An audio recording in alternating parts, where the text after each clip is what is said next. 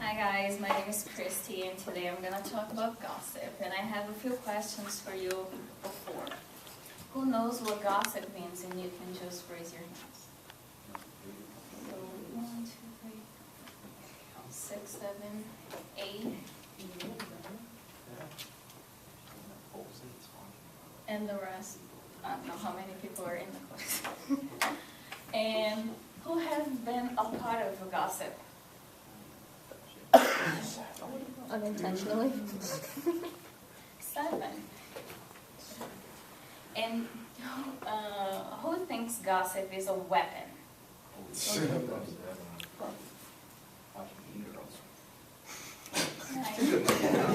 standing on that.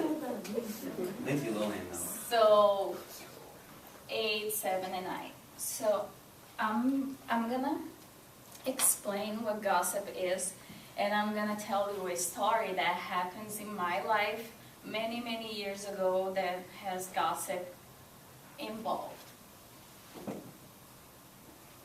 Oh, by the way, I am very detailed, so there are details in each picture, so you guys just paying attention because it's all part of the story. So what gossip means? Gossip is a casual or unconstrained conversation or reports about other people, typically involving details that are not confirmed as being true. Most of the time people think those details are simple and they can affect people's life, but it can. Prelude, that's the beginning of the story. I'm gonna start from the beginning so you guys can understand everything. The two most important characters of this story are my parents. So my mom and my father. They met in the summer of 1988. They fell in love. My father was from a rich family. He was a womanizer. He dated most of the girls in the town, plus 2 of my aunts before falling in love with my mom. And they dated for 5 years, and then my mom got pregnant with me. But my father had a daughter from a previous relationship, so he wasn't ready to have another daughter. So they broke up, and my mom had to raise me by herself. So growing up, we didn't have a bond. Like, we lived in different states. Excuse me. In Brazil, so I lived in São Paulo and he lived in another state. It's called Minas Gerais. So we wouldn't talk much, and there wasn't phone around or internet, so we could send letters. I would send letters to him and he wouldn't reply. And every school vacation, my mom would make me go there and spend like a month in her hometown. So we would go there and we walk, like it was a 3-hour walk. We would walk to his house and stay there for like 15 days. But it was like once a year, so we didn't have that connection. And when I was 14, 15, I had the first glimpse of gossip. So I was between 14 and 15 and I went to a party with my cousins. From my father's side, I have like 20-something cousins. And we went to a party, and a guy in his late 20s, he saw me dancing and he came to dance with me. And I said, no, I don't want to dance with you, but he was insisting. Somebody else said, oh, be careful. She is from the Mesquita family. So that's my father, his name is Humberto, the random guy, and me. And after he heard that I was from the Mesquita family, I could see the fear in his eyes and he just left. I didn't know what was happening. So the next day, my father went to the, I don't know where he goes, he went to get breakfast and he heard the gossip. People were saying that he stole a kiss from me, and that wasn't true. So of course my father went to have a little conversation with him. So the next day he came and apologized to me. I don't know what happened, but he apologized. So I didn't go. After that, I told my mom, I'm not going there anymore. I'm tired of going there. We don't have a connection, and I'm gonna go when I want to. So I didn't go for 5 years. So on December 31st, 2010, I went there to spend the holidays after 5 or 6 years without seeing my father.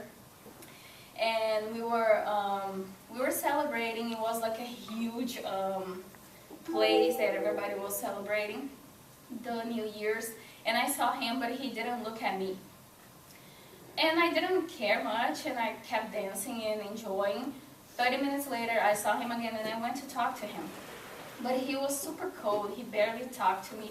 And my approachment to him, it wasn't that good. But we had 5 minutes of conversation, and then I went back to my home, the state I was living in, and that was it. So on March 19th, I got an unexpected call from my aunt, from his sisters, my aunt, saying that he died. So he got into a motorcycle accident. He had a motorcycle, he loved motorcycles, and he was going to a party. And before getting there, he got hit by a truck and he died instantly. And after that, after like a month of his death, I found out why he was so cold to me in the last conversation. Oh, you can't really see this, but so my father used to go to a bar to drink with his friends every two times a week. And then people started a gossip saying that I had a child. I had a baby boy, and he was like a 1-year-old or 1.5-year-old. And I never had a kid. I never got pregnant in my life. So people were saying, I'm going to read for you. One is saying, I heard she's pregnant. I can't really see that much. So her child is a year old. Yeah, I can't really see that much. I could see my computer. I'm sorry about that. But people were gossiping, and he heard. 3 months later, after people were saying that I had a child, he was upset because I never presented the child to him. And then the gossip started to escalating, and people were starting to say that there was a possibility of my mom being his sister because his father and my mom's mom, they had an affair long time ago. But that's not true. They are not siblings. So I couldn't imagine, like for a whole year, my father, before his death, he was having this anxiety, and he didn't know what to think if he had a child with his sister and all of that. It was a small town. And he never called me, he never wrote to me to ask anything. And the lesson that I took of this is gossip is a weapon, and it can hurt people, because this gossip, this little gossip, that it seems simple, it changed his perception of me. When he died, he was angry at me, thinking that I never presented the non-existing child to him, that I got pregnant and I never told him about it, and also the fact that he thought my mom could be his sister and all of that. And you can never predict what a little lie could become and how it could affect someone's life.